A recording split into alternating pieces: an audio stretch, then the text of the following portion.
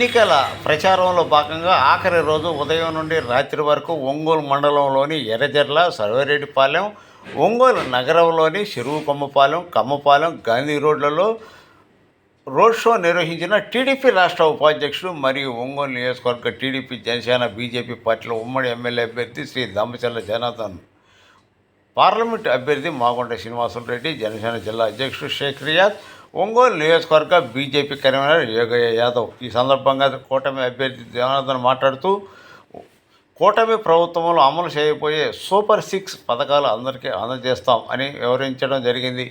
Chandrababu CM అయితే అన్ని వర్గాల ప్రజలకు మేలు జరుగుతుందని చెప్పారు. రాష్ట్ర భవిష్యత్తు కోసం ఈ ఎన్నికల్లో ఎన్డీఏ కూటమిని గెలిపించాలని కోరారు. తనను ఎమ్మెల్యేగా గెలిపిస్తే ప్రత్యేక ప్రణాళిక ద్వారా ఒంగోలు నియోజకవర్గాన్ని అన్ని రంగాల్లో అభివృద్ధి చేసి నెంబర్ 1 స్థానంగా నిలుపుతానని హామీ ఇచ్చారు. మే 13వ తేదీ జరిగే ఎన్నికల్లో ప్రజలందరూ సైకిల్ గుర్తుపై ఓటు వేసి తనను ఎమ్మెల్యేగా, అదేవిధంగా మాగుంట శ్రీనివాసరెడ్డి గారిని సైకిల్ గుర్తుపై ఓటు వేసి ఎంపీగా గెలిపించాలని అభ్యర్థించారు. ఈ కార్యక్రమంలో టీడీపీ, జనసేన, బీజేపీ పార్టీ నాయకులు, కార్యకర్తలు, వివిధ గ్రామాల ప్రజలు పెద్ద సంఖ్యలో పాల్గొన్నారు.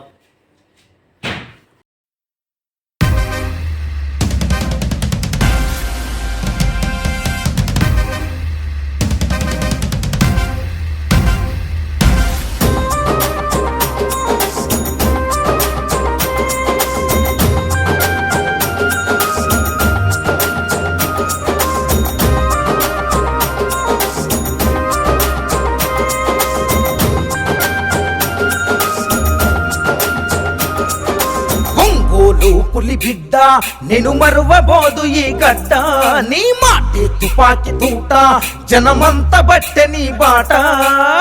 పులి బిడ్డ నేను మరువబోదు ఈ గడ్డ, నీ మాటే తుపాకి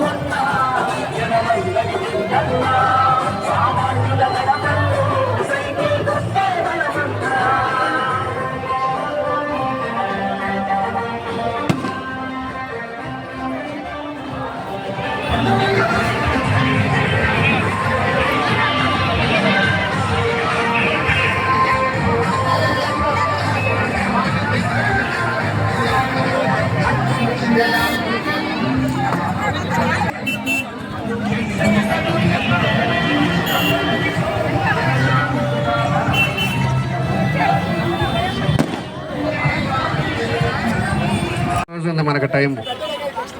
మనకి ఇంకొక గంట దానిన తర్వాత ప్రచారం ఆపేయాలి. మన గారికి రావడానికి ఇంకా ఒక 2 డివిజన్స్కి వెళ్ళాలి. దానికోసం ఎక్కువసేపు ఉండలేం. మీకు ఏలా ఒకసారి మిమ్మల్ని అందరూ కూడా కనపడటానికి ఈరోజు ఈ కార్యక్రమం పెట్టాం. మనకి ఓటు చాలా ఇంపార్టెంట్. 5 సంవత్సరాలు చాలా ఫేస్ చేసాం. మన రోడ్డు చూడండి, మనం వేసిన రోడ్డు తప్పితే ఇంకో ముక్క వేయలేకపోయాడు. వేసాడా? ఏమన్నా 1 రూపాయి పెట్టాడా? నేను ఆ రోజు 18 రోడ్లు పెట్టా. ఇక్కడ చిన్న చిన్న రోడ్లు కూడా ఉండే రోడ్లు కూడా మన టైంలో మనం అన్నీ కూడా కంప్లీట్ చేసాం.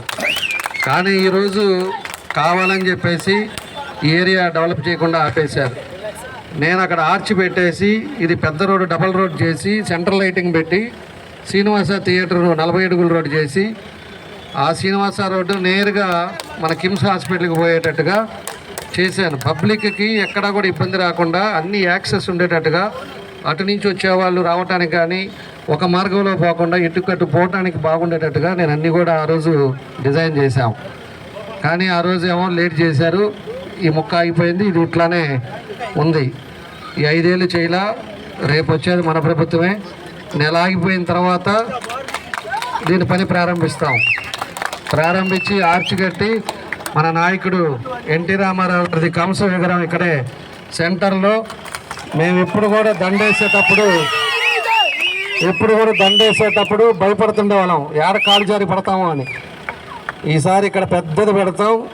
కంస విగ్రహం ఒక ఆదర్శంగా 10 అడుగుల విగ్రహం పెట్టేసి పెద్దది ఒంగోలులో ఉండే పెద్ద విగ్రహం ఏదైనా ఉంది అంటే ఈ కమపాలెంలో ఉంది అనే విధంగా ఇక్కడ పెడతాం.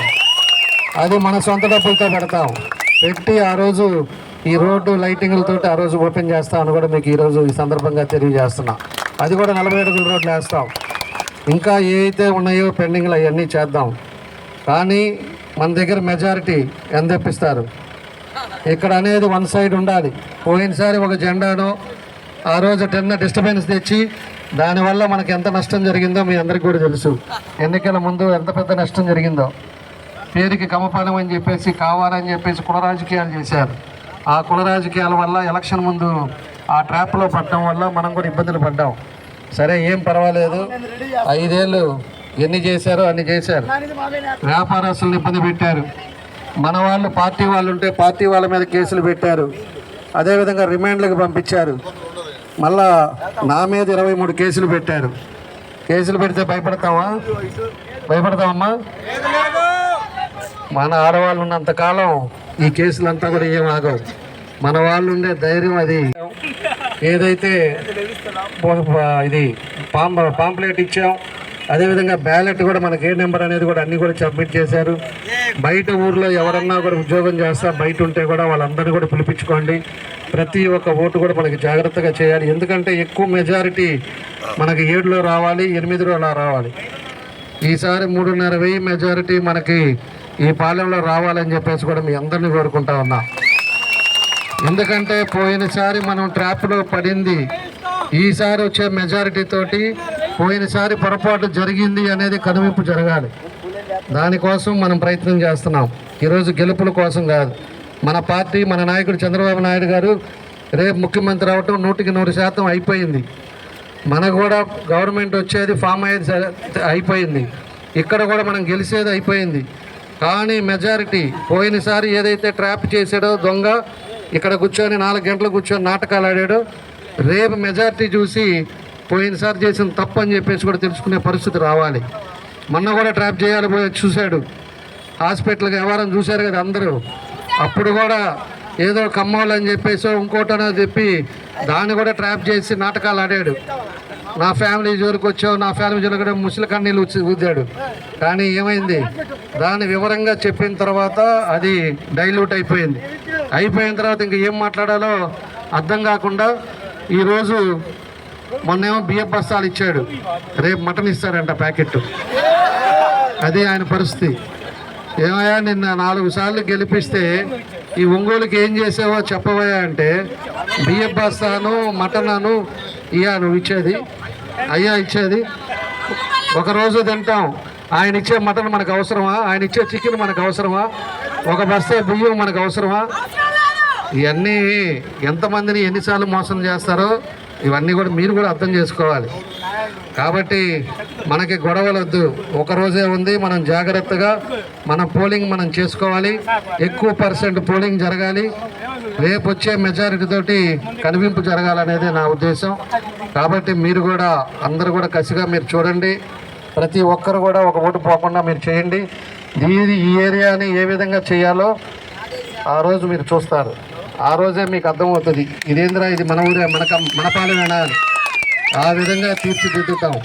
మీరు అడిగినా అడగకపోయినా ఏ బజారు ఎలా ఉంది అనేది కూడా నేను ఆ రోజు రిపోర్ట్ తెప్పించుకొని ఎన్ని బజార్లు, చిన్న బజారు ఒకసారి నేను ఒకటి వెళ్తే ఒక అమ్మ అడిగింది, ఇక్కడ మా బజార్ ఇంతవరకు ఎవరు పట్టించుకోలేదండి, చిన్న రోడ్డు అది, దానికి కూడా వేసాం. మెటీరియల్ తీసుకెళ్ళడానికి కూడా ఇబ్బంది, కానీ దానికి కూడా వేసాం. ఏమన్నాయా ఆలూరు వరకు ఉంది, ఆ గొంతుకు కూడా వేసాం. వీళ్ళు 8వ డివిజన్లో ఎస్సీస్ మన వాళ్ళంతా ఉండే దగ్గర చిన్న రోడ్లు 3 సార్లు గెలిపించామన్నారు. అసలు ఏ రోజు రాలా. ఎన్నికల ముందు వస్తాడు, ఈ పట్టాలు అంటాడు, చీరలు అంటాడు, జాకెట్లు అంటాడు, ప్రతిరోజుసారి నీళ్ళు ఇస్తానంటాడు. ఇలాంటి మాయమాటలు చెప్పి ప్రతిసారి ఓట్లు వేయించుకున్నాడు. ఈసారి అవన్నీ కూడా జరగకుండా ఎక్కడికి పోతే అక్కడ నిలదీసే పరిస్థితులు వచ్చింది. కాబట్టి మరి అందరూ కూడా సీరియస్గా ఆలోచించుకోండి. మనకు ఉండేది తక్కువ టైం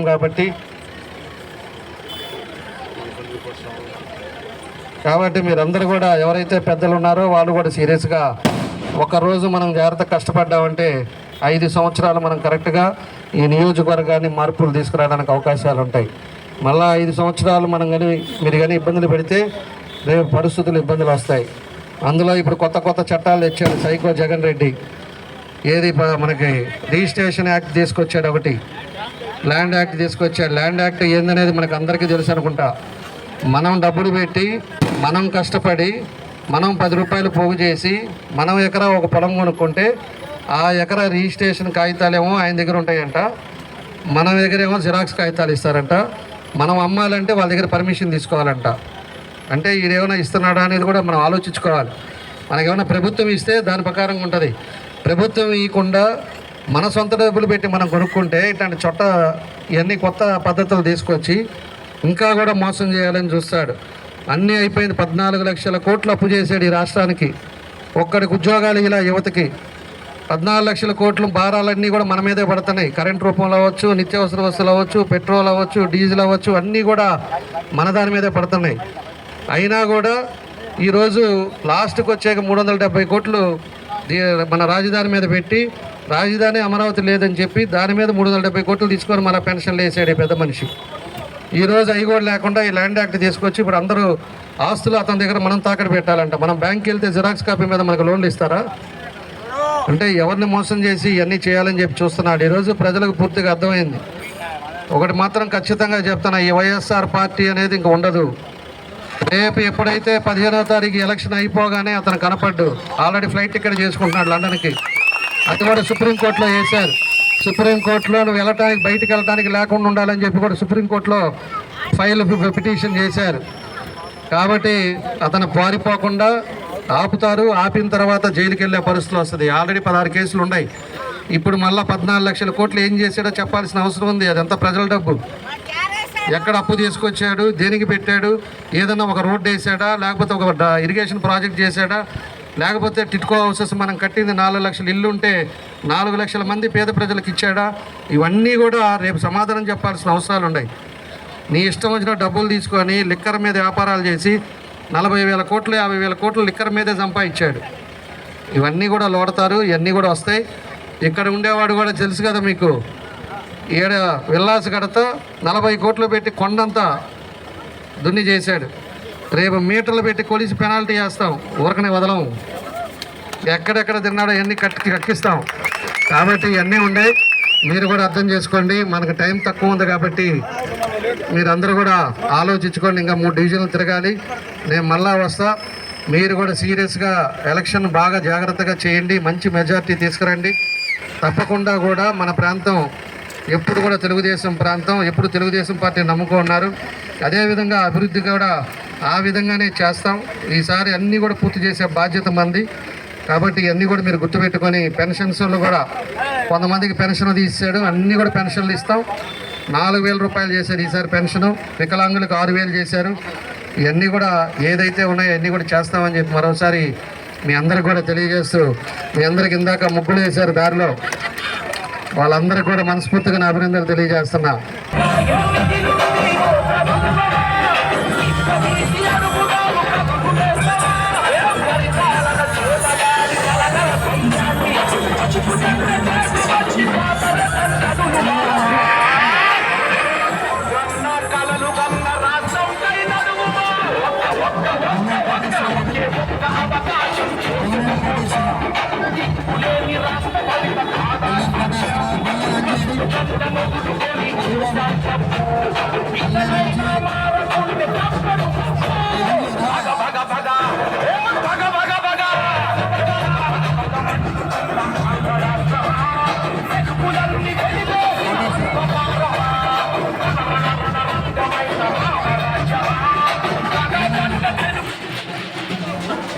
సరే పడి అమ్మ, అందరూ పడి పూలు వేద్దామా, దయచేసి పూలు వేయకండి, దాంట్లో పురుగులు చాలా ఇబ్బంది పడుతున్నాం.